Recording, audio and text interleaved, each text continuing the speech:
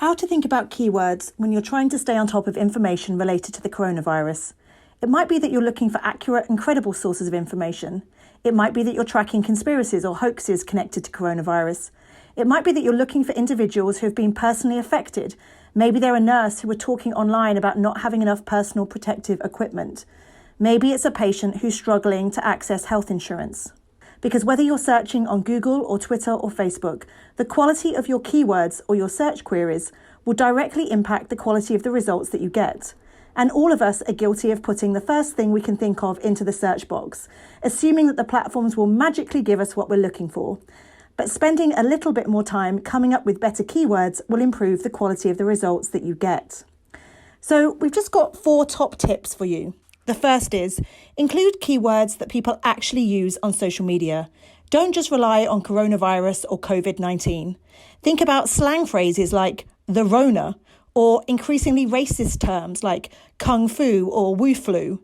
You want to use terms that people are actually using in different online spaces. Secondly, think about all the places people are currently talking about COVID-19 online.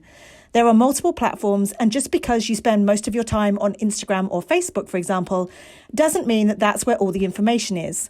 Think about spaces like Reddit. Think about maybe local next door groups. Maybe think about finding different Facebook groups that you're not currently a member of.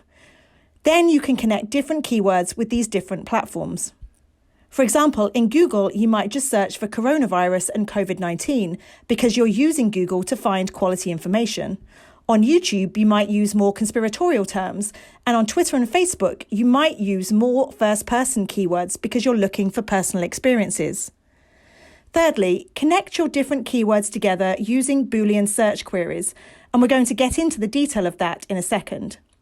And finally, remember that keywords evolve. The keywords that we were using to monitor the virus 6 weeks ago have now evolved and changed as language has itself evolved and changed. So we actually have a spreadsheet at First Draft where we're keeping track of all of our keywords and we're translating them into different languages. Having this kind of process might be useful in a newsroom so that you're not duplicating effort and you can actually share the different keywords around with your colleagues.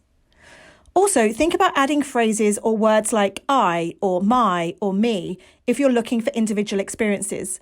Remember, people often say, "This happened to my sister," or "I'm having difficulty using my health insurance." So again, think about the words people actually use. For example, swear words as keywords can sometimes help to find people who are really angry or upset or have had a terrible experience. Think about all the different platforms. Treat them as different sources, essentially.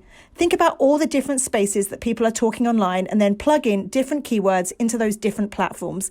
And you'll find that different conversations are happening in these different spaces.